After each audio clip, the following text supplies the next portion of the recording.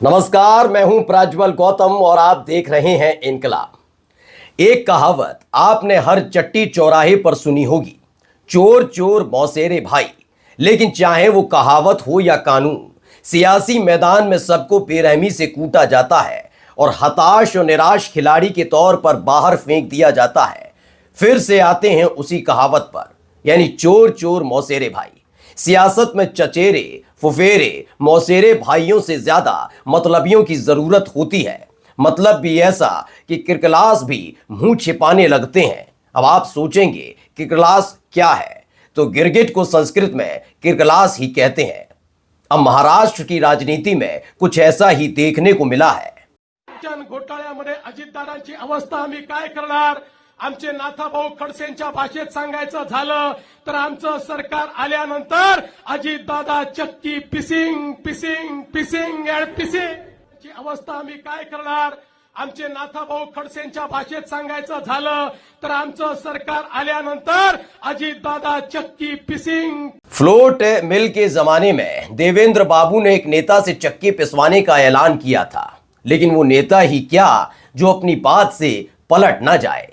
पलटने से याद आया, दिलवाले दुल्हनिया ले जाएंगे फिल्म का वो मशहूर डायलॉग जिसमें इठलाती हुई काजोल ट्रेन की तरफ जा रही होती हैं और आत्मविश्वास से भरे शाहरुख खान पलट पलट पलट कहते हैं और आखिरकार काजोल पलट जाती हैं। 21वीं सदी के मजनू का लैला के मन में इश्क का पुख्ता प्रमाण इसी अद्भुत आविष्कार के साथ हुआ था जो 21वीं सदी तक निरंतर चल रहा है। बस तय आपको करना है कि देवेंद्र फडणवीस और अजित पवार में से कौन शाहरुख खान है और कौन काजोल। क्योंकि जिन अजित दादा को जेल में चक्की पिसवाने का अटूट दावा देवेंद्र फडणवीस कर रहे थे, उनके साथ करीब 2.5 साल से डिप्टी सीएम बने हुए हैं। और जब एकनाथ शिंदे शादी ब्याह में शामिल होने आए दूल्हे की फूफा की तरह मुंह फुलाई रस्म का निर्वहन कर रहे थे, तो खुले तौर पर अजित पवार ने डिप्टी सीएम की शपथ लेने का ऐलान कर दिया था। क्या आप और अजय दादा पवार साहब भी कल डिप्टी सीएम पद की शपथ लेंगे? अरे भैया, अभी तो कहा, देवेंद्र जी ने भी कहा, मैं भी कह रहा हूँ, रुको थोड़ा, अभी शाम तक रुको, अभी कल शपथ ली है ना। उनका समझ में आएगा, मैं तो लेने वाला हूँ।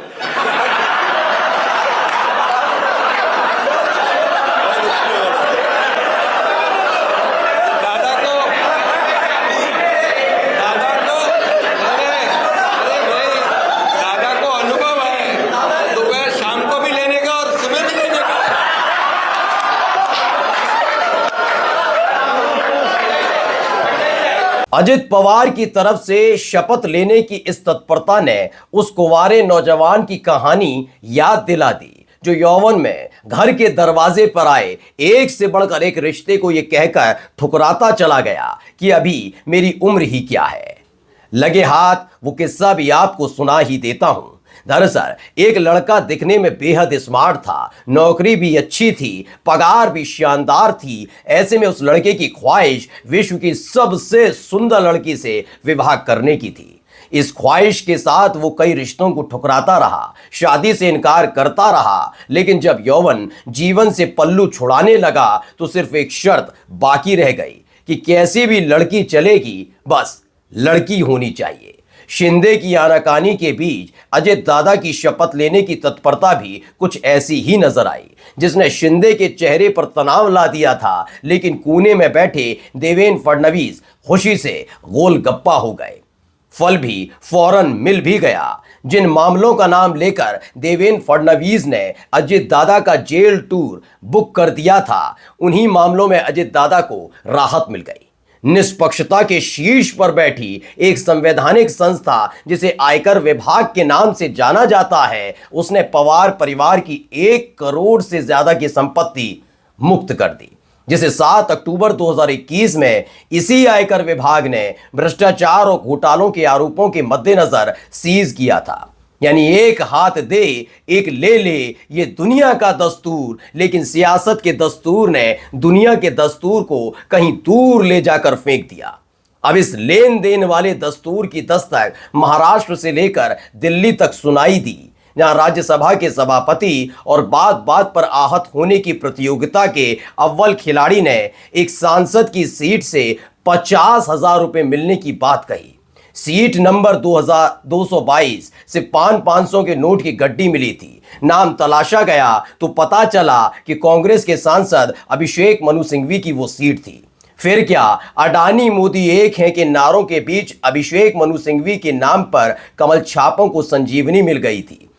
सिंघवी के जरिए लेन देन का मुद्दा बीजेपी ऐसे उछाल रही थी जैसे कोई 2 साल का बच्चा अपनी देह से बड़ी फुटबॉल को उछालने की कोशिश करता है, जिसे बड़ी ही क्रूरता के साथ प्रियंका गांधी और राहुल गांधी ने छीन लिया था और संविधान की प्रतियां लेकर संसद के गलियारे में अडानी मोदी एक हैं के नारे को तेज तेज चिल्लाना शुरू कर दिया था। परिक्रमा कर रहे हैं, देख सकते हैं प्रियंका गांधी इस मार्च में भारतीय कॉन्स्टिट्यूशन की ट्रॉफी है और वो मार्च करते हुए आगे बढ़ रहे हैं। मोदी अडानी एक है और मास्क इसमें लिखा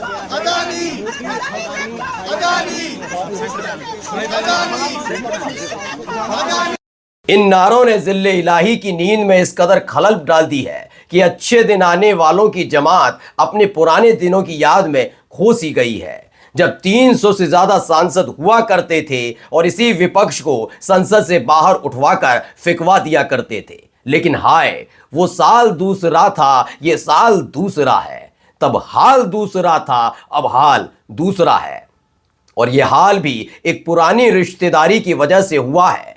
विपक्ष ने अडानी मुद्दे पर जांच की मांग तेज कर दी है, लेकिन जिस विरोध को मोदी सरकार सीजनल समझ रही थी उसमें एक गंभीर आरोप भी लग गया है। आरोप लगाए गए हैं कि केंद्र सरकार ने अडानी ग्रीन और एजूर पावर से बिजली खरीदने वाले राज्यों का हजारों करोड़ों का रुपया माफ कर दिया है।